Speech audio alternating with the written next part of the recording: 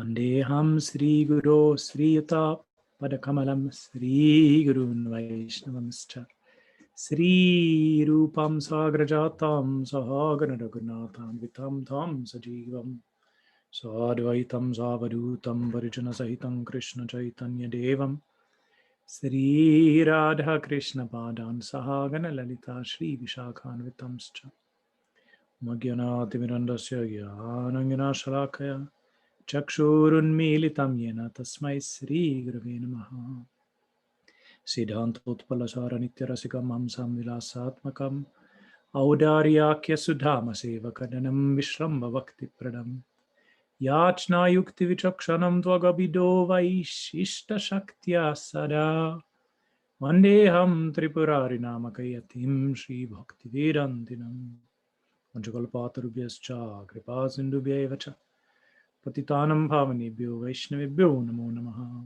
Namo Mahavadanyaya Krishna Prema Pradayate Krishnaya Krishna Chaitanya Namne Gauratvishe Namaha He Krishna Karuna Sindho Dinabandho Jagatpate Gopesha Gopika Kanta Radha Kanta Namostute Tapta Kanchana Gaurangi Radhe Brindavaneshwari Brishabhanu Sute Devi Pranamami Haripriye Jai Shri Krishna Chaitanya Prabhu Nityananda Sri Advaita Gadadhara Shivasri Shri Gaura Bhaktarinda Hare Krishna Krishna Krishna Hare Hare Hare Rama Rama Rama Hare Hare Hare Rama Hare Rama Eva Kevalam Kalau Nastyeva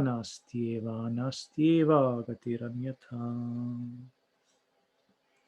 Welcome back, everyone, to the second part of this four-part series on the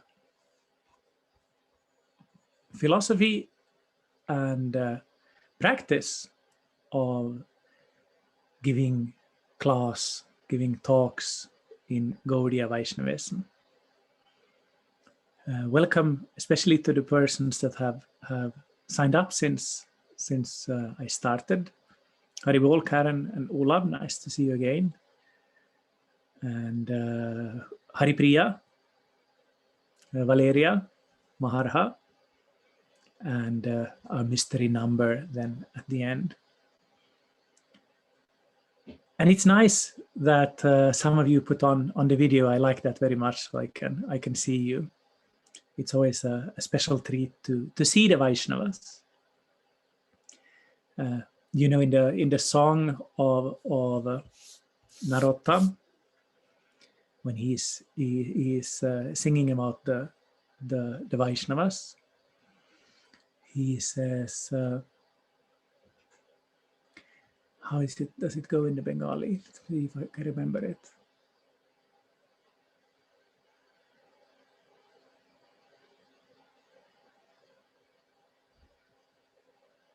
Now I can't remember it. Anyway, the point of that verse, maybe some of you remember, is that when you take bath in the Ganges,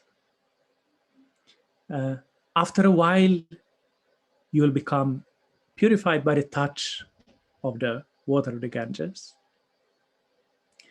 Darshani pavitra koro eito margun. But your quality, oh dear Vaishnava, is just by seeing you, one is purified. So I have the experience of that, feeling purified by your darshan today. Haribol Gaur Narayan, Rasana. Today I'm going to speak about the etiquette and the form of how to speak Krishna Katha. When people hear the word etiquette, they often become nervous. That, oh, there are some rules. There are some rules and some regulations. I'm probably going to make so many mistakes. And what will happen then? Last week, Shamananda started his series. And I was very curious to hear what he had to say. So I took part in his lecture as well. And afterwards he said that it was embarrassing that you were there, Bhrigu.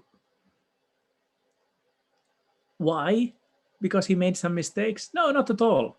And even if he had made a mistake, nobody would have become upset.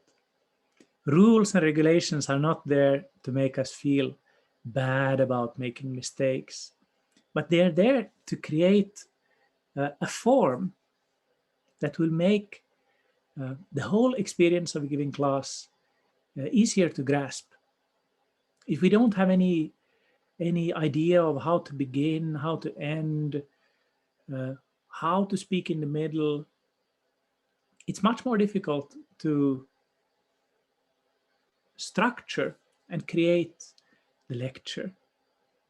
So there are some rules and regulations.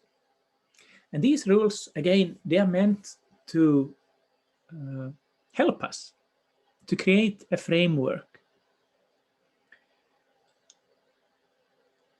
which also means that in the beginning, when we start giving lectures, we're not going to be very original.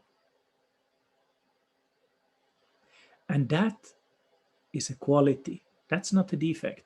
That's a quality. In the beginning, we need to imitate.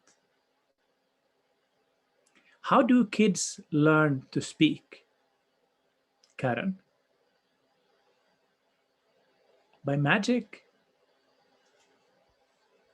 No, by imitating, by hearing what others are saying, and then they try to say the same words themselves. It's like this with every kind of learning.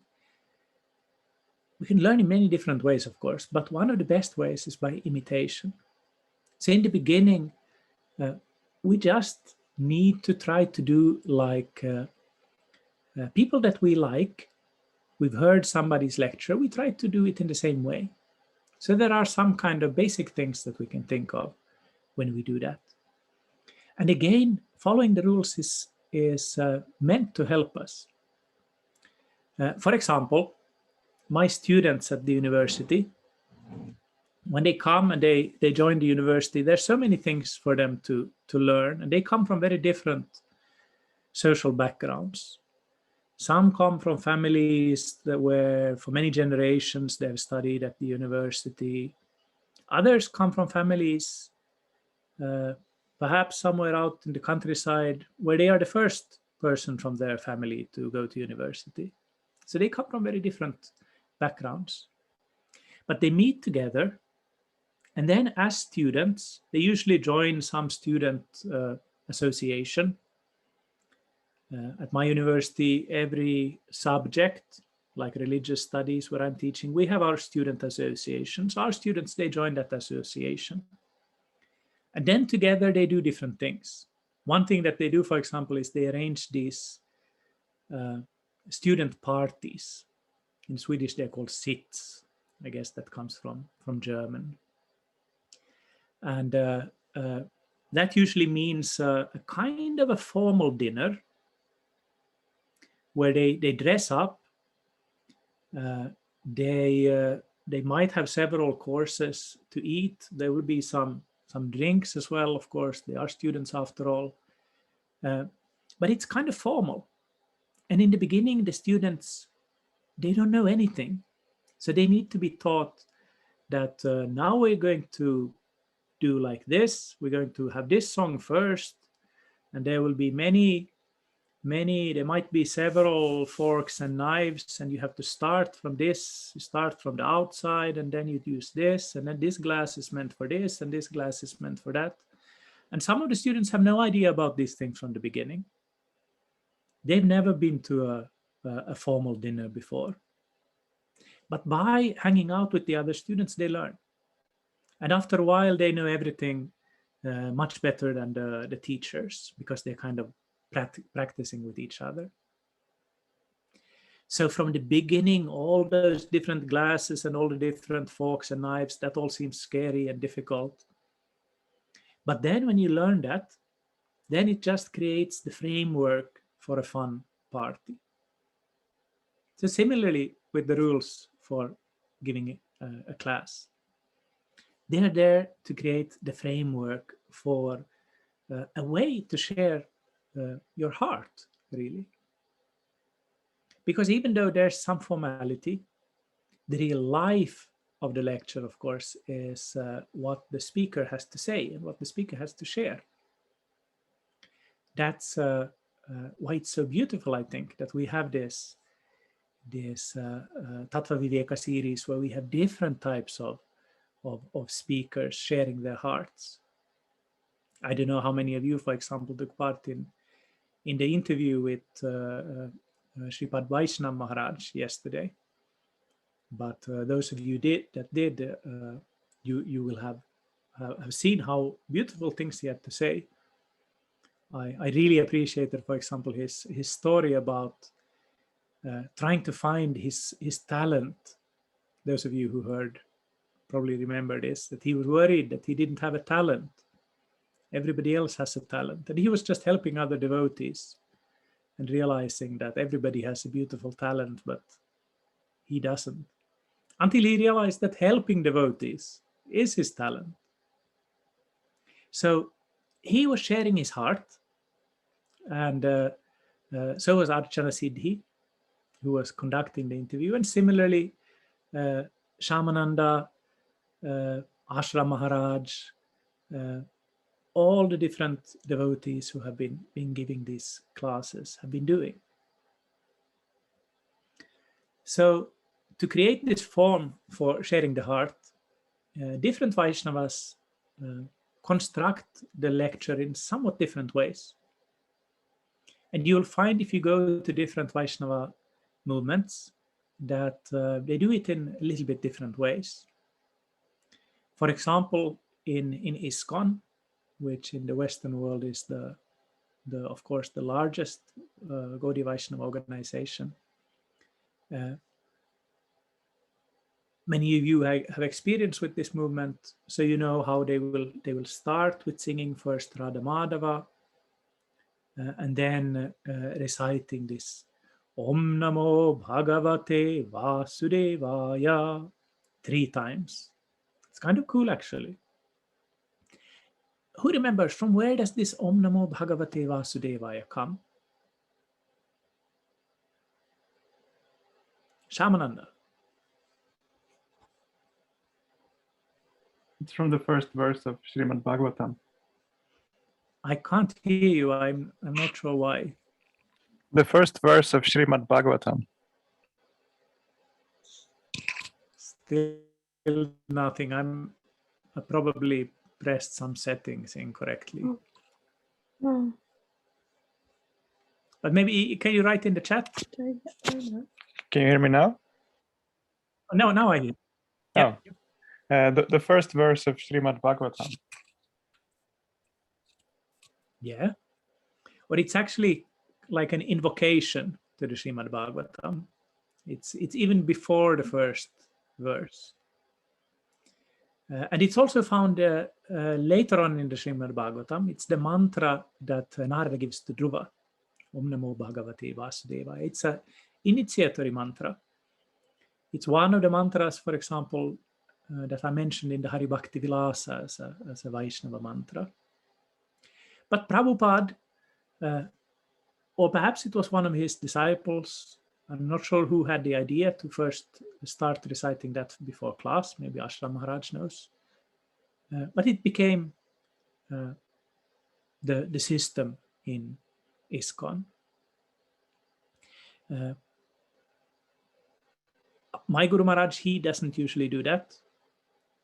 But it's not we have a problem with that. It's just a different style. So you'll see different Vaishnava movements have different systems.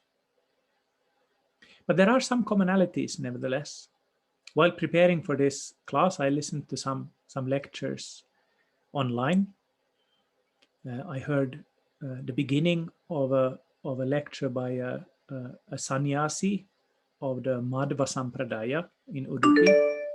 He was giving a talk in Telugu, and I don't know any Telugu.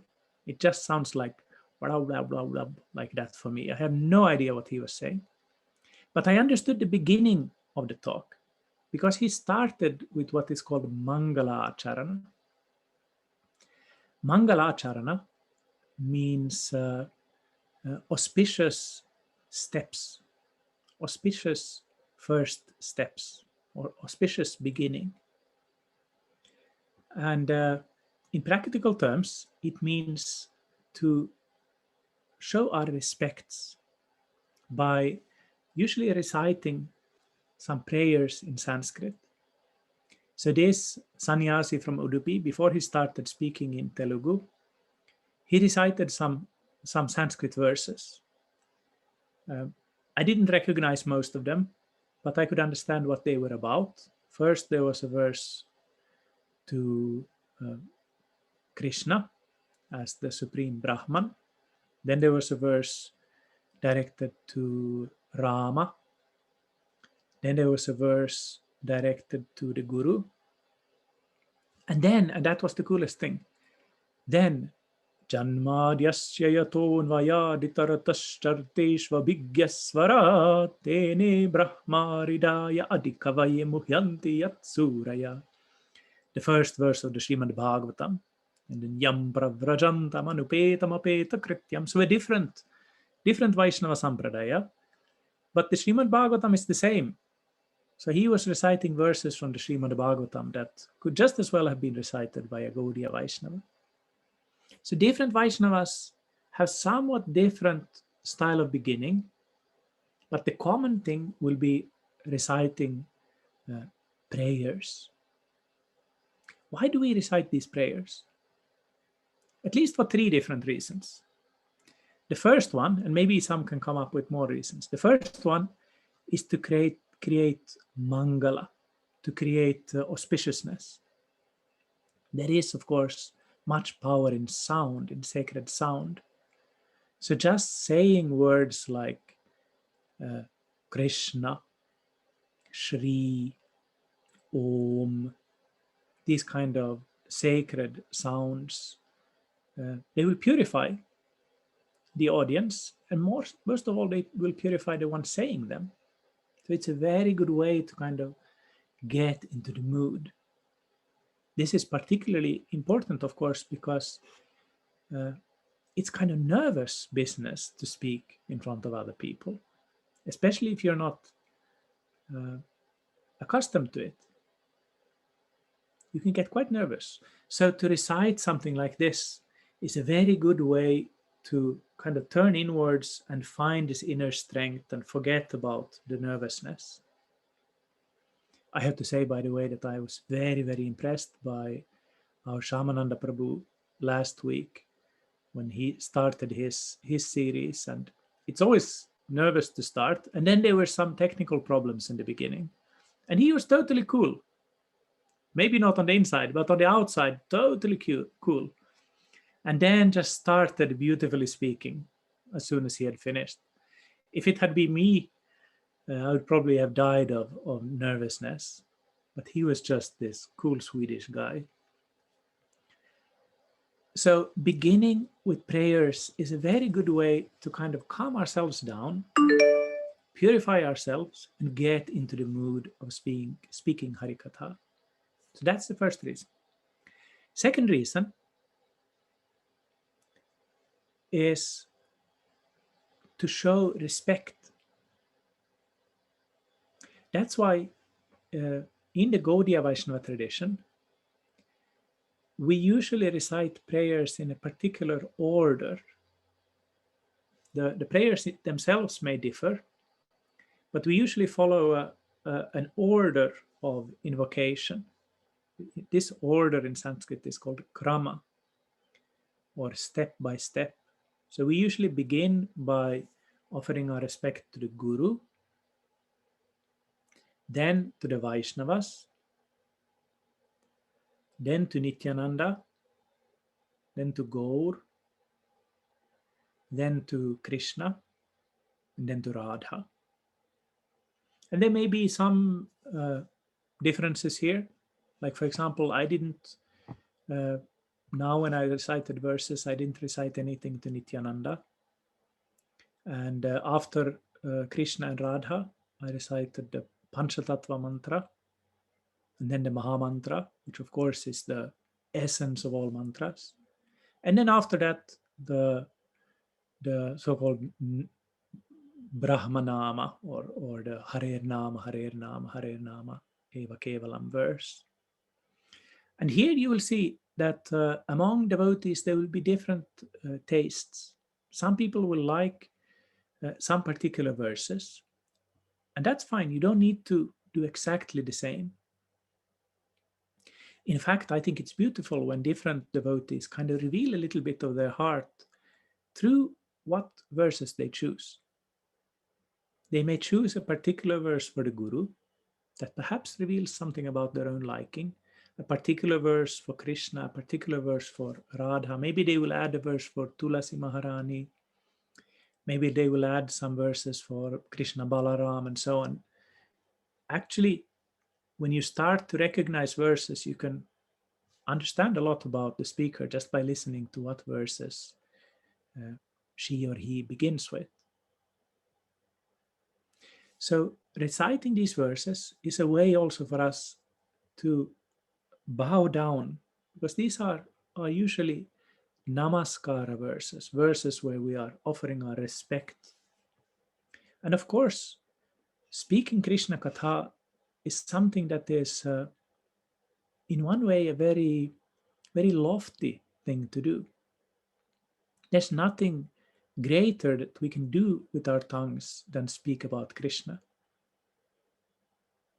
So it makes total sense to, before starting, embarking on this task of speaking about Krishna, to bow our heads, bow our tongue, bow our speech in front of the Lord and all of his associates, all of his expansions, by reciting these kind of prayers.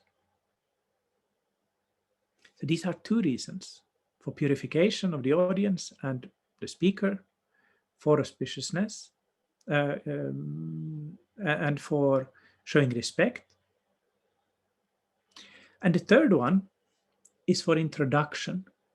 There are different types of Mangalacharana verses. Some are for showing respect, Ashirvada. Some are for indicating the topic, Vastu Nirdesha. So sometimes the speaker will recite not only these kind of standard prayers, but also some particular prayer or particular verse that will then create kind of the backbone of the presentation. Let's say if you're talking about the appearance of Krishna, perhaps you have picked out some particular verse then that describes this Leela, or perhaps speaks about the philosophy behind it. And then you'll start expanding on this verse. After having recited such verses, and again, this will be different for different Vaishnava movements, even within Gaudiya Vaishnavism, you'll see that people do it in slightly different ways. Many Vaishnavas then also add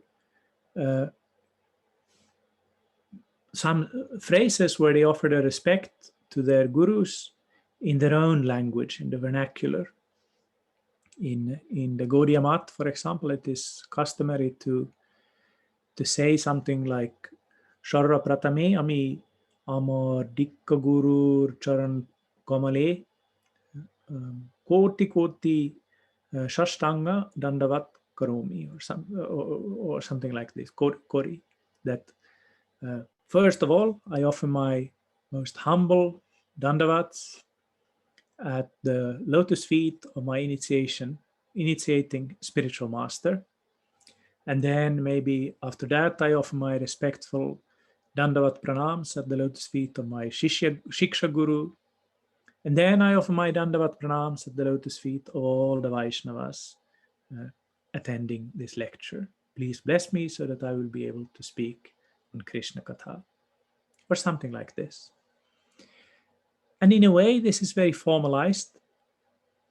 But again, even though the words may be the same every time, the feeling can be different in the background. And then after this, the lecture can then start properly.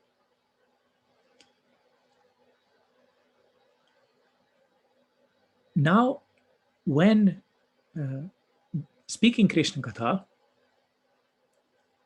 today in this COVID world, things are of course somewhat different than they were before. Giving a class on Zoom has its benefits.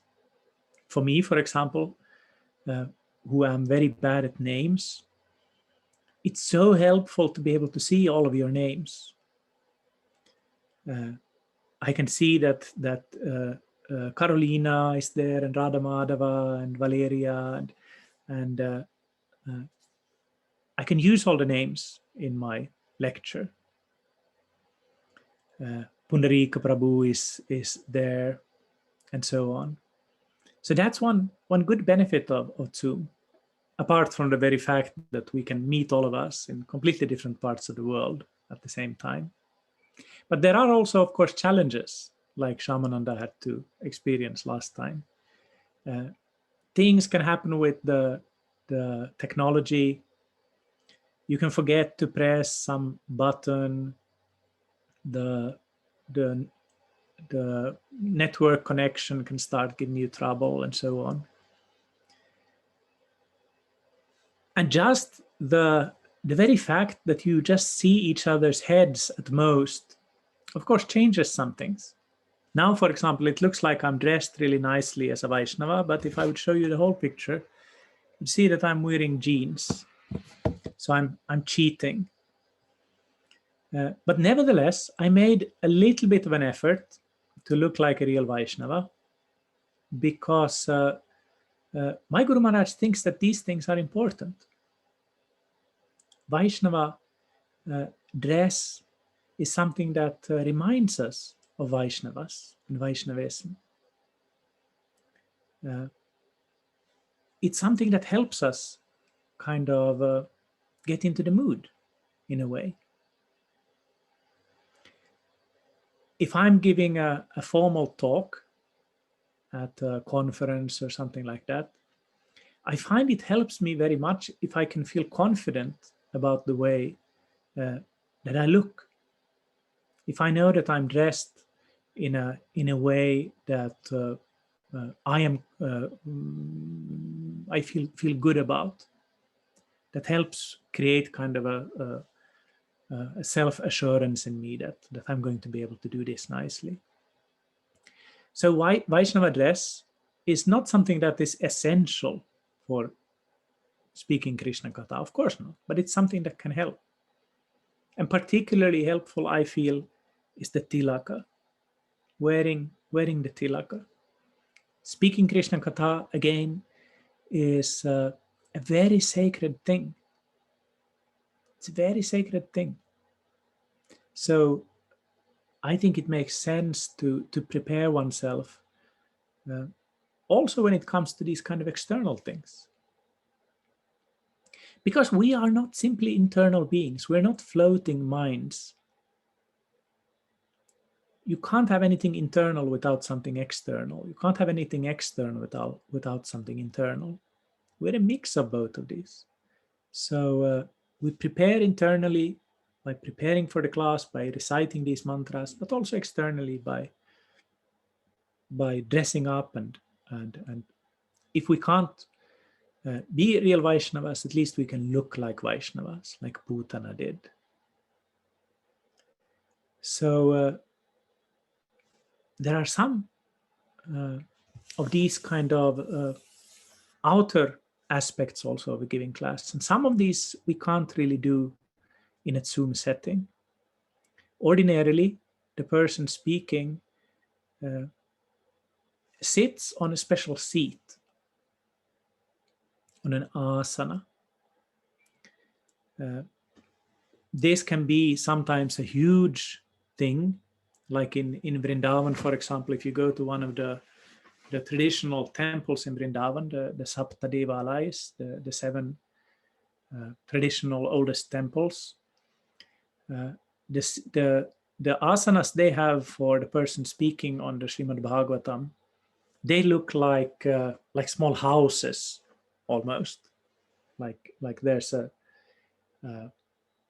or then it looks like Yeah, anyway, it has a little bit of a roof, and there's like pillars, and there's like a pulpit for the book, and then a cushion for the speaker, and it's all elevated so that people can see and hear even if they're not sitting in the first row. But it's important to realize who this seat is for. Now I'm sitting just in an ordinary chair here in our summer house today. But when we have our weekly Bhagavatam evenings, I sit on and if I'm speaking on the Srimad Bhagavatam, I sit on a particular seat, a raised seat. Everybody else is sitting on the floor, and I'm sitting like 1.5 decimeters above the floor. Because I'm so holy and saintly? No, of course not. Because when I'm speaking on the Bhagavatam, I'm representing Vyasa. So I'm sitting on the Vyasasana, the seat of Vyasa. It's not Bhrigu's seat. It's the seat of Vyasa. So I'm sitting there not because there is anything particular about me, but because the Bhagavatam is something very particular. So I'm sitting there in a particular role as the speaker of the Bhagavatam. And if anybody else speaks on the Bhagavatam, they will sit on that chair. This doesn't need to be a big throne or a little house like those temples in Vrindavan. It can just be a cushion that is a little bit higher than the others, or it can even be exactly the same. But it's actually nice if it's a little bit elevated above the others, so that the person speaking can be seen also by people who are not sitting in the first row.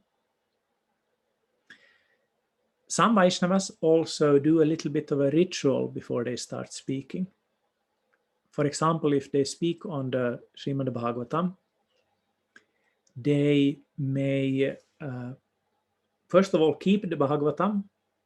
Sometimes it's kept usually a little bit higher than the person speaking.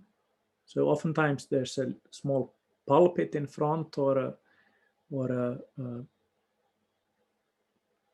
a small box or something like this where the book is kept. And many times the book is kept wrapped in a colorful cloth, just to kind of preserve the sanctity of the book and keep it safe from dust and insects and so on. And then before speaking, the speaker perhaps lifts the book to his forehead, opens the covering, and many times in India, they also do a small puja of the book to respect, to show honor to the sacred scripture. Ringing the bell, offering incense, offering a tulsi leaf with some sandalwood pulp, and pasting that on the inside of the cover of the book. And then offering respects to the book, and then starting to speak. These rituals we don't do in Sri Chaitanya Sangha. I haven't seen anybody do that, but you can see that in other Vaishnava movements, especially in India. Again, they're not necessary, but they're nice. And every Vaishnava in time will create their own rituals, their own customs for how to begin the talk. So everything that I've said so far has been about beginnings. How to proceed from there? Well, that of course depends on exactly what type of talk we are delivering. There are different, we could perhaps speak about two main categories of lectures in Krishna consciousness. One could be called readings, and the other could be called lectures proper. Readings mean that we read some particular sacred text and then give some commentary around that text. That's what we are doing on our Bhagavatam meetings every week. We read a chapter of Srimad Bhagavatam and then speak about the verses. In Bengali, this is called Path or reading. And this is the most common type of lectures within Gaudiya Vaishnavism. The speaker is going to speak on the Bhagavad Gita, on the Chaitanya Charitamrita, on the Bhagavatam, Manashiksha, whatever. And then, of course, the lecture will flow in a kind of natural way from where you start that day's reading, beginning with the verse after the one you left off last time, and then go perhaps only one verse. That's the system usually in ISKCON, that you have one verse each time. You read the verse first. Everybody repeats a few times, and then the speaker then expands on that verse. Perhaps looking at the words of the verse individually, perhaps focusing on Srila Prabhupada's commentary, or perhaps just taking a cue from the verse, but then really speaking about some topical issue or something that is inspiring to the speaker. The other type of lecture is then where there is a particular topic for the lecture. Let's say the appearance of some disappearance day of some saint, or the appearance day of Narasimhadev, or something like this. So in this case, there's no particular text necessarily that you are reading from, but there's some particular topic that you want to open up and speak around for the devotees. So these types of lectures will have fairly different forms. But I'll speak something about both of them next time, when I will focus more on the kind of do's and don'ts for how to structure what you're speaking and how to deliver the points you want to deliver. Some lecturers, when giving talk, whether it is a reading, the first type, or whether it is a lecture, the second type, some speakers are not content to simply speak. They also sing. This is particularly common with the so-called professional Bhagavatam speakers. There are people who in India and to some extent also in the West, whose livelihood is to speak on the Srimad Bhagavatam. So they arrange these kind of festivals. Usually the most typical one is the so-called Bhagavata Saptaha, or 7 days of reading the Srimad Bhagavatam, where for 7 days they will give lectures. They will not go through the whole Srimad Bhagavatam, but they will focus on some particular stories and some particular parts of the Srimad Bhagavatam during 7 days. And many of these persons are very expert. You can find very inspiring and fun also videos to listen to, if you know, particularly if you know Hindi or Bengali online. There's a Bhagavat speaker who's quite popular in North India today, whose name is Devi Chitralekha.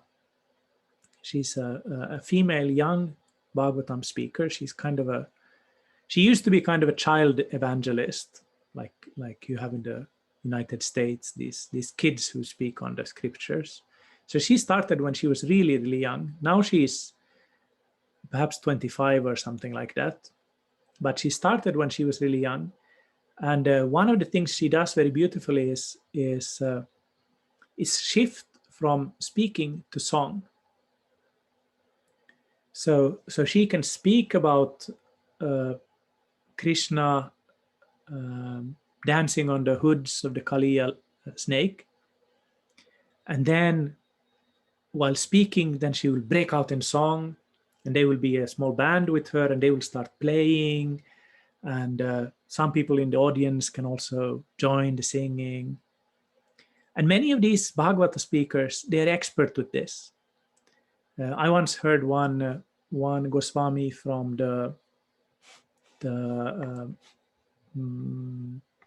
from Vrindavan, from the Madan Mohan temple, or not from the Advaita Vat temple, just nearby Madan Mohan.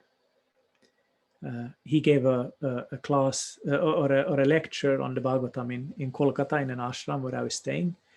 And it was very fun to listen to it, even though my Bengali wasn't so good at that time, so I didn't understand so much. But just to hear him speak and see how he was doing it, how he was kind of jumping into a song, then telling some joke, then going back to something more serious. So some Vaishnavas do like this. And not only these kind of professional speakers, because of course there is a critique of them because they do it as a religious performance, but also to get money. And this is something that many of our Gaudiya Vaishnava teachers have been critical of. You kind of prostitute the spiritual teaching in this way. But also many pure devotees have done the same. Gaur Govinda Maharaj, for example, he sometimes used to do like this, that he would speak and then change it into a song. And his disciples then, of course, who knew his kind of repertoire of songs, they were able then to pick up and join in the singing. That's quite beautiful if you know how to do that. And of course, if you know how to sing.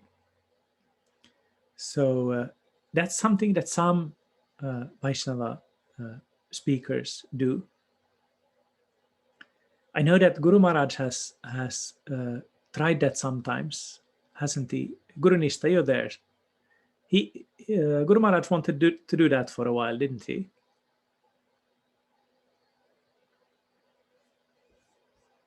Are you there, Guru Nishta?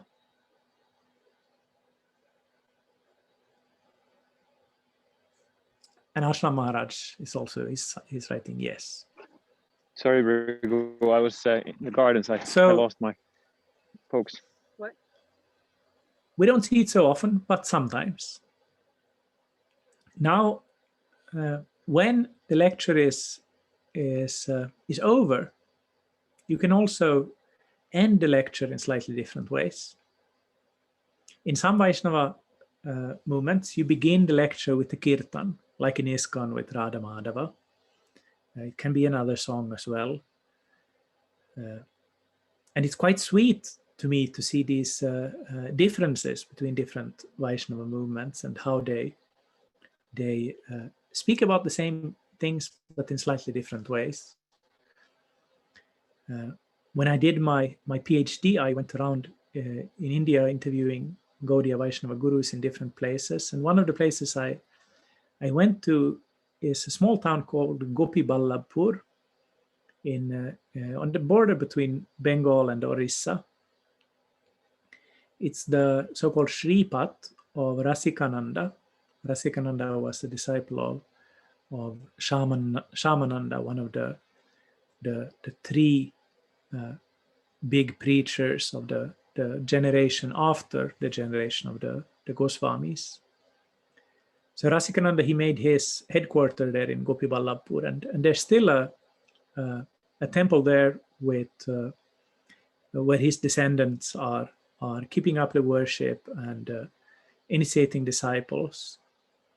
And they had a very sweet system there that they before the classes, they would sing songs of Narottam Thakur, songs of Rasikananda, and then they had a verse that they would sing that was unique for that particular place. Jayo Prabhu Shamananda, Sri Rasikananda, Sri Gopi Ballabha Pura, Sri Radha Govinda. So just in a very simple kind of sing-song verse, offering respect to Shamananda, Rasikananda, Gopi Ballabhpur, that holy place, and Radha Govinda, the deities. So that was an example of how something can be kind of, even locally, kind of different from in other places. So some like to begin with the kirtan, some also like to end with the kirtan. It's quite common in the Gaudiya mat, for example, that after the class, everybody breaks into a very kind of upbeat kirtan. There's been a class, sometimes it goes on for a long while and people are starting to nod off or something. And then Hari-Haraya Namah Krishna Yadavaya Namaha Yadavaya Madhavaya Keshavaya Namaha Gopal Govindaram Sri Madhusudan Giridhari Gopinath Madana Mohan Sri Chaitanya Nityananda Sri Advaita Sita, and so on and so forth. So that's a very kind of fun and kind of festive way how to end the class. Another way to end is to end by again offering respects. I do that, for example. Jai Vishnu Parvang Sabravraj Gacharya Astotrasta Shishma Jai Vishnu Jai, like this. This is called Prema Dvani, or words of love, which also follow the same kind of krama or the same kind of order as in the beginning. Beginning with the Guru, then going in the Guru Parampara. You can do it in different ways. You can just mention some of the main gurus. The way I do it, I go through the whole kind of Bhagavata Parampara up to Mahaprabhu. And then there's different, again, variants of how to, which persons to mention, which places to mention. You could do it in very different ways. When we are doing Mangalarti at home, Saragrahi and I, sometimes if I want to irritate Saragrahi, I make a very long Premadvani. And not just all these ordinary, but then like Audaridam ki jai, Madhuvandam ki jai, Radha Govinda Bhajan Kutir ki jai, Bhajan Ashram ki jai, Nandagram ki jai, Varshna ki jai. So you can make it as long or as short as you feel that the occasion demands. But it's a nice way to end, because then again, you're kind of taking the attention away from yourself and putting it on persons who are actually holy persons. Because when we are offering respects, it's not only for self-purification, it's not only for introducing the topic, it's not only for creating auspiciousness, it's also for reminding ourselves that when speaking on Krishna Katha, we should feel ourselves and really endeavor to make ourselves follow in this, what Bhaktisiddhanta calls the Shrauta Pantha, or the path of listening. Whatever we speak is something that we have heard. And it's a very good practice to manifest this in what you speak, to give respect to the persons that you've learned from, your teachers, to give respect to the seniors. And this, of course, you can do in so many different ways. While speaking, you can mention things that you've learned from others, like how I really appreciated the way in which Shamananda was able to deal with that technical difficulty, or in other ways to glorify other Vaishnavas is always something that would be very useful. Not only for ourselves, but also for creating this kind of community where everybody feels that they are included, and where they can feel that people are taken seriously as practitioners. Ashram Maharaj is writing something here in the chat. Guru Maharaj would also anticipate a topic and pick a bhajan based on that topic. And he would say something that would signal the bhajan, and Agni Dev would launch into the song in the middle of the talk. It was really sweet. And Madan Gopal wrote, yes, we did mid-class bhajans with Guru Maharaj for a little while. It was awesome. Guru Maharaj would make a point and then quote a line from a song, and we would sing a line or the whole song. This doesn't work on Zoom, unfortunately. But when we get back to real life at some point, I really hope that Vaishnavas can do this. It's a very fun way to kind of enliven lectures. Not that lectures aren't enlivening even without that in our Tattva Viveka series, but I hope this is something that Vaishnavas can take up again. So this is what I wanted to speak about today. The kind of form and etiquette. And you notice that I gave many different varieties, and I gave many different examples of how devotees are doing in different ways. But I wanted to kind of show how there are some basic themes, beginning with offering obeisances, reciting verses. By the way, I should say that not everybody does this kind of personally. I've seen that some speakers, they will play a recording of the guru reciting the verses. And that's nice as well. But to be honest, I prefer it when the speaker says the verses herself or himself. To me, it's more sweet, and it doesn't need to be musically perfect or perfect from the point of view of Sanskrit pronunciation. The main thing is that we kind of open our heart by showing who we are worshipping and who we are respecting, ourselves. So to begin with this, then during the class, to show respect to our teachers, to the other Vaishnavas, and then at the end, again, to end with a kirtan or end with Prema Devani or something like this. So those were some ideas about the etiquette of giving class. And I spoke a little bit also about these kind of external things about what to wear, wearing tilak, sitting on the asana, not being mental about that, oh, how can I sit higher than the other Vaishnavas? You are not sitting higher than the other Vaishnavas. It's the Bhagavatam that is sitting higher. It's the speaker on Krishna Katha that is sitting higher. You're not sitting here listening to Bhrigu. You're sitting here because you want to learn about this particular topic. I don't need to feel too much shy about speaking, because it's not about me. It's about learning more about how to speak in Krishna consciousness. So this is an important thing, not to put ourselves in the center, but to put the Srimad Bhagavatam, to put Krishna, to put the topic in the center. So any questions or comments this time?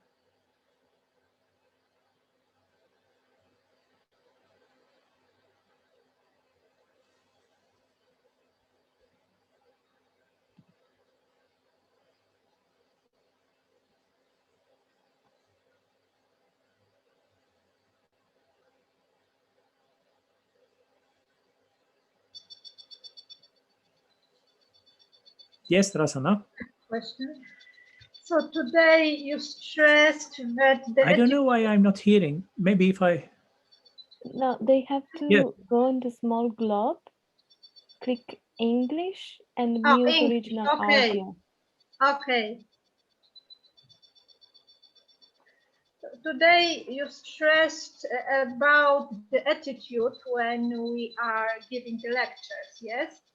So can you share with us the situation when you had a different approach to the audience or so ever, and was different results of this? Or because this attitude is so important. So did you experience the same situation that your approach or your attitude was very, very nicely, very humble, or in different ways. And the results of these lectures, of this class, was different. Thank you. That's an interesting question.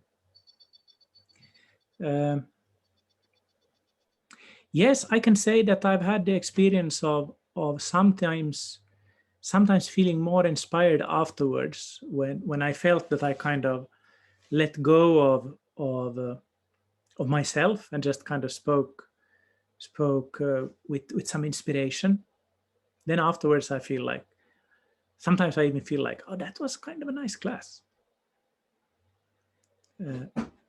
because I kind of I let go of thinking that I need to kind of be in control or something like that. But I think more important than that is to realize that, like Krishna is stressing over and over in the Gita, that we are not the doers in one sense. We are not in charge of the results of our actions. Like Rasana, I'm sure you learned this verse in your first years of Krishna consciousness. Karmani vadikaraste ma phaleshu karachana ma karma palahetubur ma te sangostva karmani, from the Gita.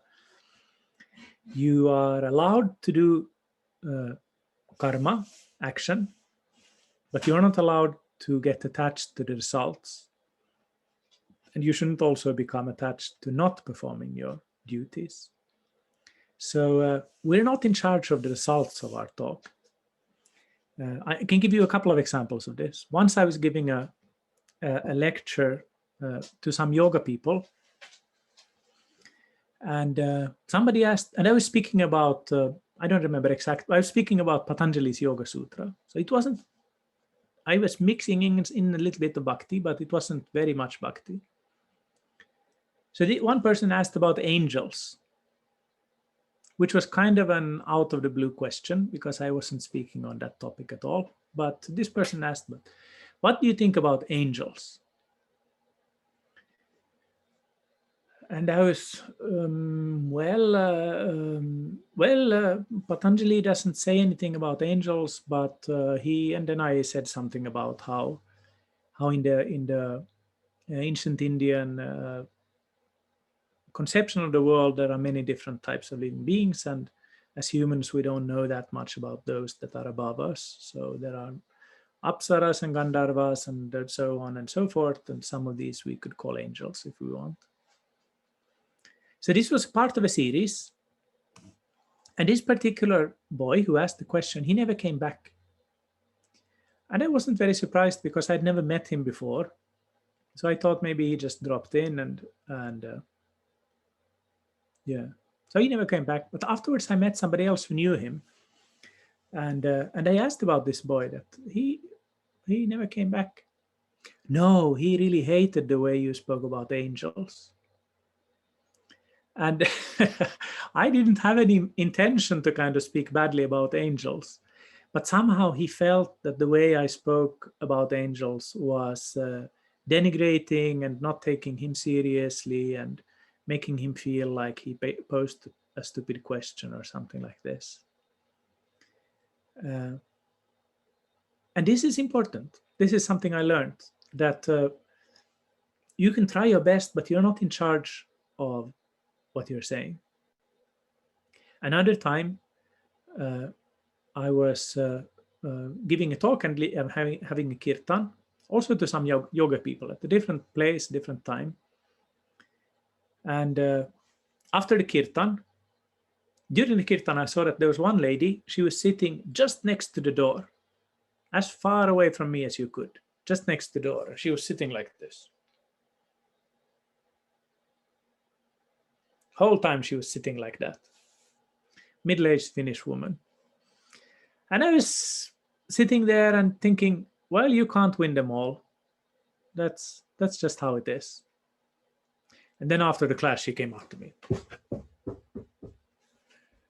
Måns, that's my secular name. Måns, I just wanted to tell you that this was the best thing in the whole retreat so far. So sometimes, again, you're not in control of people's reactions. And people don't always react in the way you're expecting. So this boy, he got upset about the angel answer. This woman really liked the kirtan, but she showed it in a kind of Finnish way. So the result for ourselves will differ regarding how we are kind of giving the class. If we are putting ourselves in the center, or if we're trying to put Krishna and Krishna-Katha in the center. But in either case, the result for others is not only up to us, and mainly not up to us. And this, I think, is very important to realize. And not to get attached. Not to get attached to the result of whatever we are saying. Like when we are having our programs at home, and I'm sorry if it sounds like I'm advertising this so much, but it's just because this is a regular thing, so it's kind of something that is close to my heart. Sometimes we have a small group of people coming, so sometimes we're like 10, and that's a lot. Sometimes it's just me and Saragrahi. But when it's just me and Saragrahi, we still do it. Because we decided like this, that this is the Bhagavatam evening, so if nobody else comes, then we'll do it just the two of us. And it's only once happened in many years, we've been doing this for years. So it's only once happened that it's just been Saragrahi and me. But it's a good thing that it's happened at least once, because it's shown us that sometimes it can be like this. And we shouldn't be kind of in it for the amount of people or anything like that. We're doing this to speak about Krishna and purify ourselves. Any other question or comment?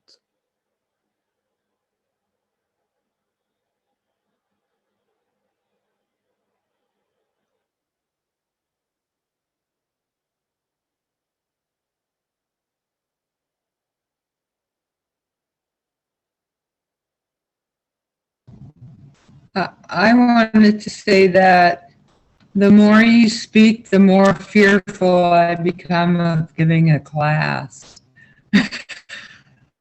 Just because of all the, can you hear me okay? Yeah. Can you hear? Just because of all the training we had growing up, that we were, women are stupid and they don't have any brains and they don't know how to give a class, and only the men should give class. So, all that you're saying is really wonderful, but it's, it's instilling all this fear in me. Oh, I'm really sorry to hear that. Because I'm this is opposite of what I like to, because obviously Prabhupada was of a different opinion as to who can give talk. He said many times in his discussions and in his letters that boys and girls, he and his students, of course, at that time were boys and girls. They were very young. So this kind of idea that women shouldn't give class, I know it became a thing in ISKCON in maybe 73 or 74. I've read about that, and I've heard how senior Vaishnavis have spoken about that. But that's a very unfortunate thing, and I don't know. I wasn't there. I don't know why it came about like that, but it's something very unfortunate, and something I think we should really work to break, and especially when it comes to persons like Sumati's interview on Archana Siddhi's series last week. That was the things she said. Like, I've never heard anybody speak about the Tattenu Kampam verse with such realization. Like, this is a verse we've heard so many times. Tattenu Kampam Susamikshamano. A person who humbly accepts whatever karma comes their way, but keeps on worshipping the Lord with body, mind, and words, will become eligible for liberation or eligible for bhakti. When she spoke about that, it really made an impression, at least on me. So definitely, there isn't any. There shouldn't be any difference between genders when speaking Krishna Katha. But like I mentioned last time, ideally the persons who have a realization and who know the philosophy. But there should be different types of speakers because there are different types of hearers. Recently, I've been listening to Namrasa's podcasts, the one where Guru Maharaj was the other week. And he has so many fun podcasts where he's interviewing different devotees, so completely different types of devotees. I was listening to this one lady, Kishori Jani. She was speaking about something from her own perspective about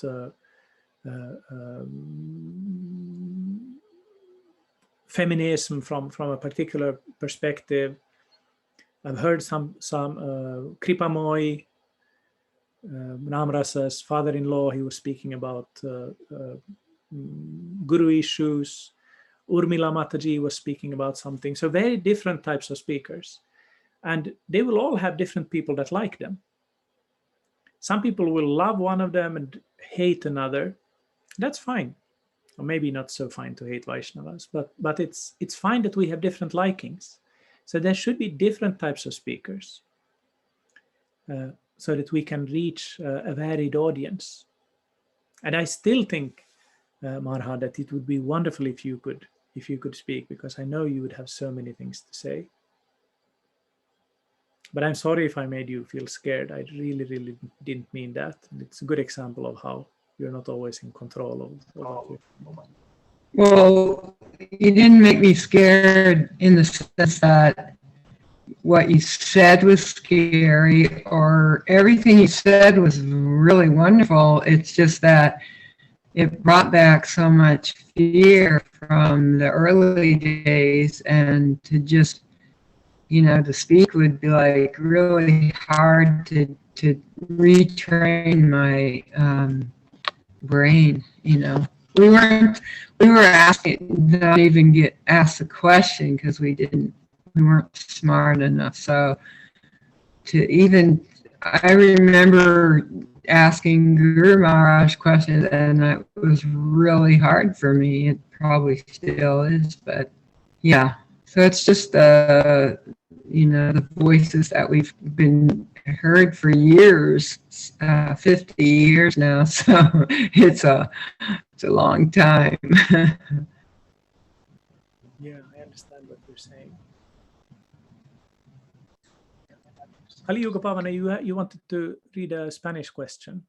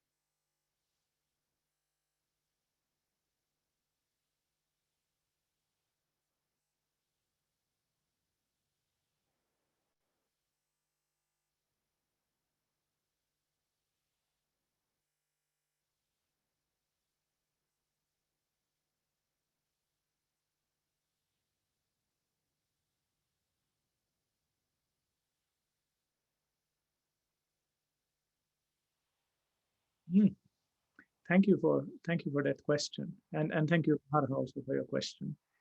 I don't think there's a particular mantra for that, but what you're saying, of course, is completely true. This is a good meditation to think that I'm speaking on behalf of my Guru Maharaj, and that's why also in the beginning our lectures are going to be kind of unoriginal, in the sense that we're going to repeat what we've heard almost word by word. That's not a bad thing. Even using the same examples, even using the same kind of language, sometimes even reading from a book, it's not a bad thing. It's a good thing. And then in time, perhaps we will become a little bit more kind of creative. But it's a very good meditation to think like this, that I'm speaking on behalf of my Guru Maharaj and of the lineage of teachers. I'm representing this lineage. I shouldn't say anything that would make them kind of look badly upon me, say something that is contradicting what they are teaching. But I don't think there's a specific mantra for what you're asking about. There are some mantras like in puja. How does it go? Divyam Sri Harin Mandira Tilakam, and so on. Like when you're meditating on the form of the Guru, and then at the end that I am sitting in front of this Sri Guru and ready to accept service, or like before doing puja, you can also say this: Sri Guru Paramananda Premananda Palaprada Vrajananda Pradananda Sevayam Maniyojaya. Oh blessed Guru, Sri Guru Paramananda, the highest bliss. Sri Guru Paramananda Premananda Palaprada, you give the gift of the bliss of Prema. Vrajananda Pradananda Sevayam Maniyojaya. You who give the bliss of Vraja, Ananda Sevayam Maniyojaya. Please engage me in blissful service.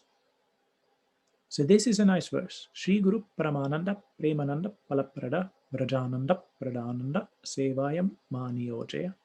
Lots of anandas there, so it's easy to learn, and you can find it, I'm sure, online. It's there in different puja manuals as well, in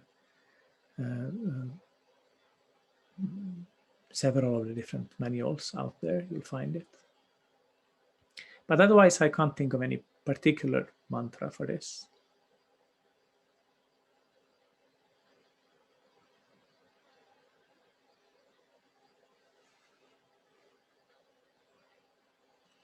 We've gone over time already. I'm sorry for that. Thank you again for your interest. I hope that you will all take part in the other lectures in this Tattva Viveka series. I'm trying to do that as much as I can myself. Tomorrow we have Shamananda Prabhu, isn't it? And then every day there's something Guru Maharaj, of course, on Sunday. So I hope to see all of you in as many of these as possible. Jai Shishi Guru Gauranga Gandharvika Giridhari Shishi Radha Madan Mohan Radha Govinda Radha Gopinatha Radha Ramana Radha Sham Sundara Radha Ramana Radha Gokulan Radha Madhava Dauji Gopal Nitai Go Shishar Bhuj Giriraj Ki Jai Jai Vishnu Pada Paranga Supravajaka Acharya Stotra Shata Shishimad Bhakti Vedanta Tripurari Dev Goswami Maharaj Gurudev Ki Jai Jai Nitila Pravishnav Vishnupada Vahechanara Vinda Bhakti Vedanta Swami Maharaj Prabhupada Ki Jai Jai Nitila Pravishnav Vishnupada Bhakti Rakshakshi Dev Goswami Maharaj Ki Jai Jai Nitila Pravishnav Vishnupada Bhakti Siddhanta Saraswati Goswami Maharaj Prabhupada Thakur Ki Jai Jai Gaur Kishoras Babaji Maharaj Ki Jai Jai Sachidananda Moita Thakur Bhakti Vinod Ki Jai Jai Vaisnava Sarvabhauma Shri Raghunath Das Babaji Maharaj Ki Jai Jai Gauri Vanantacharya Shri Balali Bidibhushan Prabhu Ki Jai Jai Vishnath Chakravarti Thakur Ki Jai Jai Srinivas Shamananda Narottam Prabhu Trai Ki Jai Jai Krishna Das Kaviraj Goswami Maharaj Ki Jai Jai Vyasavatar Shri Vrindavan Das Thakur Mahashaya Ki Jai Jai Shri Rupa Sanatana Bhattar Ganatha Shri Jiva Gopala Bhattara Shri Ganatha Shri Goswami Prabhu Ki Jai Jai Namacharya Shri Lahar Das Thakur Ki Jai Jai Rai Ramanandari Gaur Parsha Vrinda Ki Jai Jai Prem Sagosha Krishna Chaitanya Prabhu Nityananda Shri Advaita Gadadhara Shri Vasari Shri Gaur Bhakta Vrinda Ki Jai Jai Shri Antardvip Mayapur Simantardvip Madhyadvip Koladvip Retudvip Janudvip Madhyadvip Modradrumadvip Godrumadvip Rudradvip Atmakar Shri Navadvip Dham Ki Jai Jai Shri Radha Krishna Gopa Gopiko Govardhana Dvadasha Vanatmaka Shri Vrindavan Dham Ki Jai Dvadasha Upavan Ki Jai Jai Sham Kunda Radha Kunda Ganga Yamuna Tulsi Bhakti Devi ki Jai. Jai Shri Purushottam Dham ki Jai. Jai Jagannath Baladev Subhadra Sudarshana ki Jai. Jai Bhakti Vigna Vinashana Karishin Singade Bhagavan ki Jai. Bhakta Paravar Pralad Maharaj ki Jai. Char Vaishnava Sampradaya ki Jai. Char Vaishnava Acharya ki Jai. Char Ram ki Jai. Char Veda ki Jai. Grandhara Srimad Bhagavatam ki Jai. Akaramatara Shri Chaitanya Mat ki Jai. Tariya Shakramata Suma ki Jai. Sri Chaitanya Sangha ki Jai. Ananta Koti Vaishnava Vrinda ki Jai. Bhuvan Mangal Harinam Sankirtan ki Jai. Samagata Gaur Bhaktirinda ki Jai. Gaur Premanande Hari Hari Bol. Shriman Bhrigupada Prabhu ki jai. Jai. Hari Bol.